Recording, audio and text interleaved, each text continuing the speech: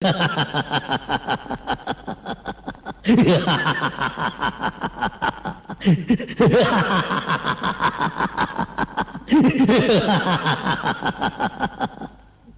అందరూ అలా చూస్తున్నారు? వీళ్ళు ఎలా ఉరి తీస్తారో చూద్దామని సరదాగా తమాషాగా వచ్చారా? చూడండి, బాగా చూడండి.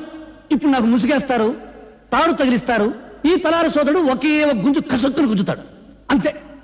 నాలుగు ఇలా బయటకు వస్తుంది, కళ్ళు ఇలా పుడుచుకొస్తాయి, మెడ ఇలా వేలాడుతుంది. ఫినిష్. నేను చచ్చిన తర్వాత పాపం ఈ కుర్రాన్ని చంపడం అన్యాయం అని కొంతమంది కొనుక్కుంటారు. ఈ అన్యాయాన్ని ప్రతిఘటించాలని మరికొంతమంది పిడికిలి బిగించి ఆవేశపడతారు. న్యాయమో అన్యాయమో అంతా పైవా డిక్టేషను, మనకెందుకు లేని వేదాంతం పలుకుతూ కొంపలకెడతారు. పెళ్ళాలు కూటికి పిలుస్తారు, తింటారు, నిద్రపోతారు, తెల్లారిపోతుంది. అంతేగాని వీడిని ఎందుకు ఉరి తీస్తున్నారు, వీడు ఎవరి కోసం పోరాటం చేశాడు అని మీ మనసులో పుట్టదు. అసలు మీకు మనసులుంటే కదా పుట్టడానికి. అప్పుడు మీ మనసు తెల్లవాడికి బానిస, ఇప్పుడు నల్లవాడికి బానిస. దేశభక్తి మీలో ఎప్పుడో చచ్చిపోయింది. ఒకవేళ ఉన్నా అది ఆగస్టు 15వ తారీఖున జెండా ఎగరవేసే టైంలో చటుక్కున పుడుతుంది. జనగణ మన అధినాయక జయహే అని పడగానే పుట్టుక్కున చచ్చిపోతుంది. అది అద్గది పుణ్యభూమి నాది. హోంవర్క్ చేయలేదని పిల్లాన్ని, కూర సరిగ్గా ఉండలేదని పెళ్ళాన్ని తిడతారు కానీ మాకేం చేశావని ఎప్పుడైనా ఏ మంత్రినైనా నడి రోడ్డు మీద కాళ్ళను పట్టుకుని నిలదీసి అడిగారా? ఓహో, దమ్ము లేదు.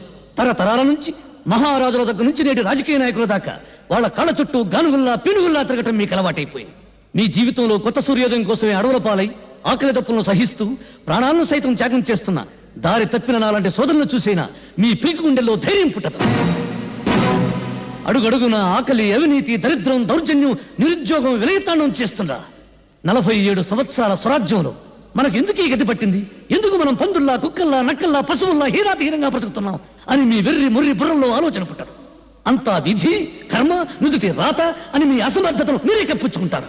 నూతిలోని కప్పల్లా, ముద్దురాతి చిప్పల్లా గిరిగీసుకుని బ్రతుకుతున్నారు. చందమామ రావే, జాబిల్లి రావే అని రాని చందమామ చూపించి చిన్నప్పుడు మీ అమ్మ మిమ్మల్ని మోసం చేసింది. ప్రణాళికలు రావే, ప్రాజెక్టులు రావే, తెల్ల పంచదార కార్డుకు బంగారం రావే అని నాయకులు మిమ్మల్ని మోసం చేస్తూ పాడే పాటలు వింటారు, ముద్ద రేస్తారు.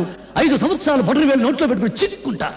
ఆ తర్వాత వాళ్ళు చేసే మోసాలు, దోపిడీలు మీరు కనిపెట్టుకున్నా ఉండడం కోసం మీకు చిన్న పని పెడతారు. ఏమిటా పని? నేను హిందువుని, నేను ముసల్మాన్, నేను క్రిస్టియన్, నేను బ్రాహ్మణుని, నేను రెడ్డిని, నేను చౌదరిని, నేను కాపుని, నేను హరిజనుని, నేను ఉత్తర హిందుస్థాన్, నేను దక్షిణ హిందుస్థాన్ అని మీలో మీరు రెచ్చగొట్టుకునేలా చేస్తారు. ఎక్కడ నీ పుణ్యభూమి, ఎక్కడ నీ దేశం? 1వ క్లాసు పిల్లాడు చదువుతాడు.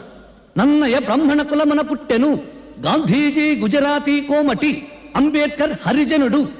ఎవడడిగాడండి వీళ్ళ కులం దేశానికి నూరి పుయ్యమని? ఇవన్నీ వాగితే నేను పిచ్చోడు. పొరపాటుని మీలో ఎప్పుడైనా దేశభక్తి అనే ఆవేశం పుడితే దాని మీద నీళ్లు చల్లడం చాలా తేలిక. ఇప్పుడు చార్మినార్ ఉన్న చోట శ్రీకృష్ణుడు ఆవులను మేపాడంటే చాలు, ఫినిష్. ధరలు పెరుగుతున్న సంగతి గుర్తురాదు, దరిద్రం పెరుగుతున్న సంగతి గుర్తురాదు, మీదెక్కి నాయకులు తొక్కుతున్న సంగతి గుర్తురాదు.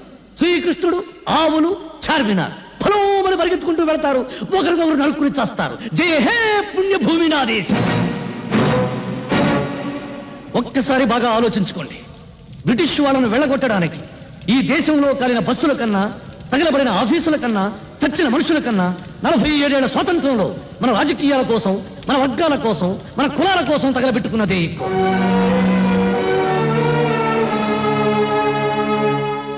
ఏమిటి అందరూ మౌనంగా నిలబడ్డారు? మీ మౌనమే మీ బ్రతుకులకు సమాధి, మీ మౌనమే మీ బిడ్డల జీవితాలకు సమాధి, మీ మౌనమే జాతి చైతన్యానికి సజీవ సమాధి.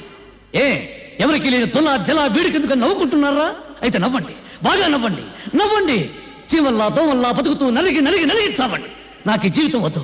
బ్రదర్ లాగించు, నీకు భోజనం టైం అయింది, నాకు చచ్చే టైం అయింది. పాపం వీళ్ళందరూ టీవీలో తెలుగు సినిమా చూసే టైం అయింది.